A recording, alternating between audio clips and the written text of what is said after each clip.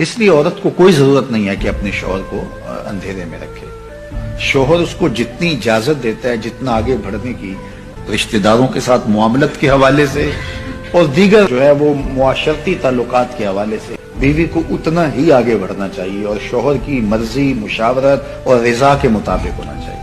तो उससे इंशाल्लाह एक खूबसूरत जिंदगी जन्म लेती है। लेकिन अगर खातून कहे कि बस मैं खुद अपनी मर्जी की मालिका हूं और शौहर को मैं पता भी नहीं चलने दूं, तो एक दिन जब उसकी खबर उसको होती है तो फिर एकदम उसका गुस्सा औद कर आता है, जिसके नतीजे के अंदर तलखी पैदा होती है। तो खातून को ये कभी नहीं करना चाहिए, शौहर को कभी भी अंधेरे में नहीं रखना चाहिए। उसकी जिंदगी खुली किताब की तरह उसके शौहर के सामने होनी चाहिए।